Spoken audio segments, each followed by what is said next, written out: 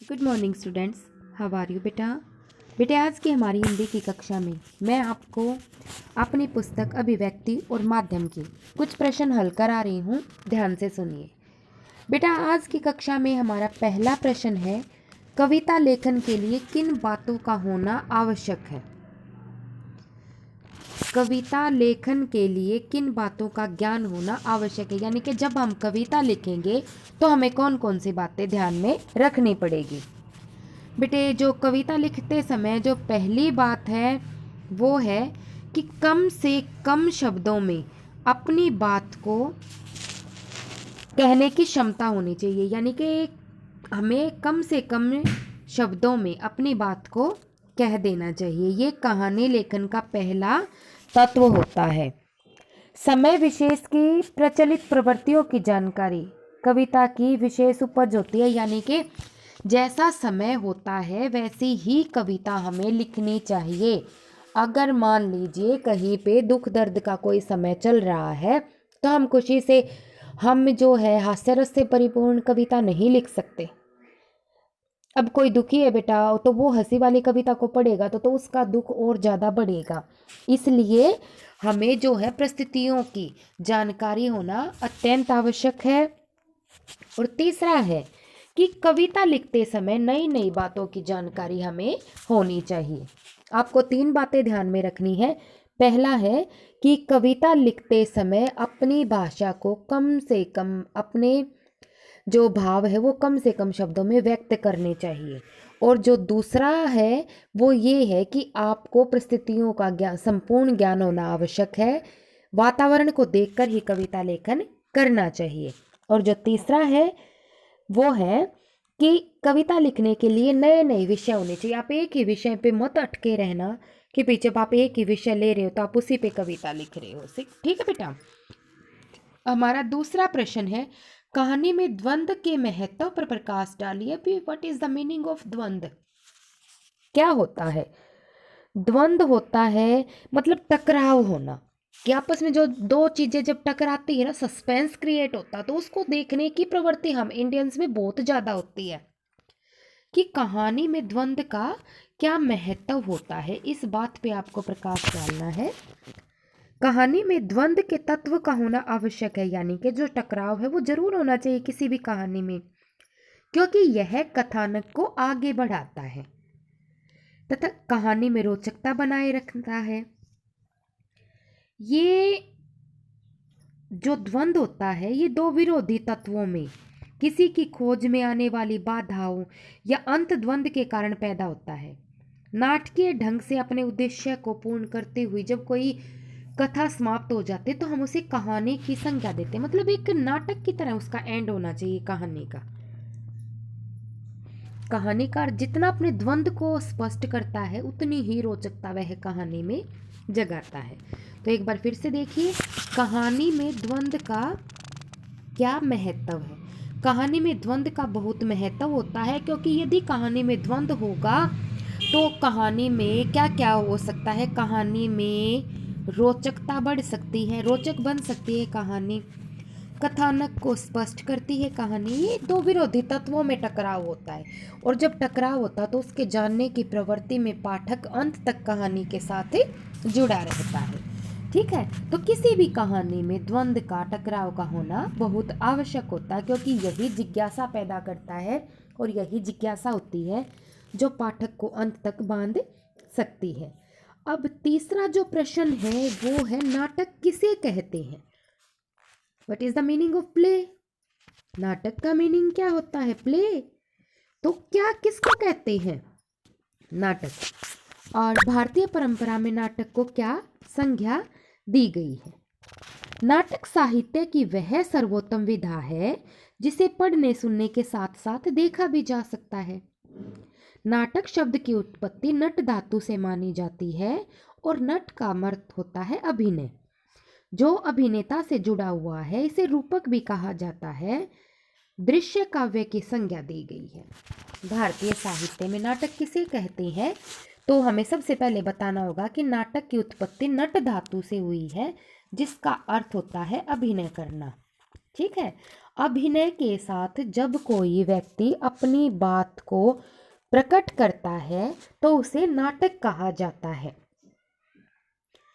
इसे पढ़ने सुनने के साथ साथ देखा भी जा सकता है। अब आपको नाटक जो है एक्सप्लेन करना है तो इसकी जो उत्पत्ति है वो किस धातु से हुई है, नट धातु से इसकी उत्पत्ति मानी जाती है। ठीक है, जिसका अर्थ होता है अभिनय करना। और जब कोई भी कलाकार अभिनय के साथ अपनी बात प्रस्तुत करता है तो उसे नाटक कहा जाता है। इसे रूपक भी कहते हैं। इसका दूसरा नाम जो है वो रूपक भी है बेटा। और इसमें क्या है, भारतीय परंपरा में जो नाटक है उसको किसकी संज्ञा दी गई है, उसको संज्ञा दी गई है दृश्य काव्य की। ठीक है, उसको हम दृश्य काव्य की संज्ञा देते हैं। अब जो हमारा चौथा प्रश्न है वो है कहानी लेखन के इतिहास पर टिप्पणी कीजिए कि कहानी जो है कब, कैसे, कहाँ से, कब, कैसे, कहाँ से शुरू हुई कहानी। ठीक, आपको ये बताना है कहानी का इतिहास, कहानी की उत्पत्ति, कहानी का विकास कैसे हुआ, आपको इस बारे में स्पष्टीकरण देना है। तो आइए जानते हम कहानी के विकास के बारे में। कहानी का इतिहास उतना ही पुराना है जितना हमारा मानव इतिहास है, क्योंकि कहानी मानव स्वभाव और प्रकृति का हिस्सा है। अब कहानियाँ क्यों बनी, कहानी क्यों बनी, कहानी इसलिए तो बनी ना कि हमें वो प्रवृत्ति थी, यानी कि हम अपनी बात को जाहिर कर सकते थे। कहानी मानव स्वभाव और प्रकृति का हिस्सा है। धीरे धीरे कहानी कहने की आदिम कला का विकास होने लगा।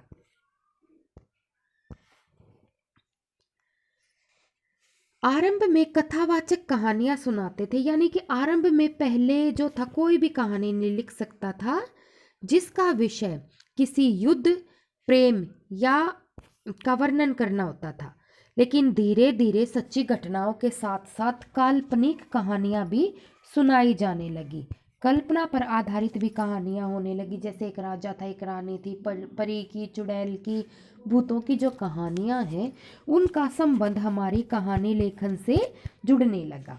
ठीक है, तो कहानी जो लिखने की कला है वो बहुत पुरानी है। और पहले सच्ची घटनाओं पर आधारित कहानियां कथावाचक सुनाया करते थे, लेकिन बाद में धीरे धीरे विकास होता गया और एक कहानी में कल्पना के तत्व का मिश्रण होता चला गया। ठीक है बेटा, तो ये था कहानी के विकास पर कि कहानी की उत्पत्ति, कहानी का विकास कैसे हुआ, हमें इसके बारे में बताना था। तो अब हमारा अगला प्रश्न जो है, अगले प्रश्न पे आ जाइए। हमारा अगला प्रश्न है, पात्रों का चरित्र चित्रण कहानी की सफलता का परिचायक होता है। जो पात्रों का चरित्र चित्रण होता है कि मतलब जो उनका कैरेक्टर होता है वो किसी कहानी का पूर्णतः विकास करता है, कैसे? तो इसमें है, इसका आंसर हम देंगे बेटे कि कहानी का संचालन उसके पात्रों के द्वारा ही होता है। यानी कि जो पात्र होते हैं, जो एक्टर होते हैं, जो नायक होते हैं, नायक पात्र होते हैं, नायक का पात्र का मीनिंग होता है नायक। ठीक है, जो कहानी का संचालन उसके पात्रों के द्वारा ही होता है। पात्रों के गुण दोष को उनका चरित्र चित्रण कहते हैं। प्रत्येक पात्र का अपना स्वभाव, अपना उद्देश्य होता है और ये पात्रों का अध्ययन करना कहानी की प्रमुख शर्त होती है। कहानीकार जितने के सामने पात्रों का स्वरूप जितना स्पष्ट होगा उतना ही संवाद लिखने में आसानी होगी। अब ये क्या है, ये कहानी के जो पात्र होते हैं ना, ये कहानी में क्या डालते हैं, ये कहानी में सजीवता डालते हैं। सजीवता का मीनिंग होता है कि हमें ये लगने लगता है कि ये हमारे आसपास की ही कहानी लिखी गई है, इसका संबंध हमारे आसपास से है। जो कहानी में पात्रों का चरित्र चित्रण होता है उसका बहुत महत्व होता है, क्योंकि यही किसी कहानी के उद्देश्य को पूरा करते हैं, यही कहानी को आगे बढ़ाते हैं, यही कहानीकार के उद्देश्य की पूर्ति के साथ साथ पाठकों के सामने कहानी के जो नैतिकता है, नैतिक मूल्य है, उनको स्पष्ट करते हैं। यदि कोई पात्र अच्छा होता है तो उसके गुणों को समाज में अपनाने की कोशिश की जाती है, और यदि कोई पात्र बुरा है तो उसकी बुराइयों की आलोचना करके उन्हें छोड़ने पर उसे विवश किया जाता है। तो क्या होता है चरित्र चित्रण? चरित्र चित्रण मीनिंग होता है किसी को के गुणों को, दोषों को प्रकट करना। जो गुण और दोष होते हैं उनको प्रकट करना चरित्र चित्रण कहलाता है। और कहानी में जो पात्र होते हैं उनके गुण और दोष हमें अच्छी तरह से प्रभावित करते हैं। जैसे आप कोई मूवी देखते हो बेटे, तो आपको अगर कोई हीरो अच्छा लगता है तो आप उसके गुणों को फॉलो करने की कोशिश करते हैं ना, अनुसरण करने की कोशिश करते हो। इसी प्रकार जब कोई खलनायक होता है, कोई विलेन होता है, तो उसके गुणों को छोड़ने की हमें कोशिश करनी पड़ती है। तो इसी प्रकार कहानी में पात्रों का चरित्र चित्रण होता है। ठीक है बेटा, तो आज की कक्षा में बस इतना ही, बाकी करेंगे कल। Thank you, have a nice day.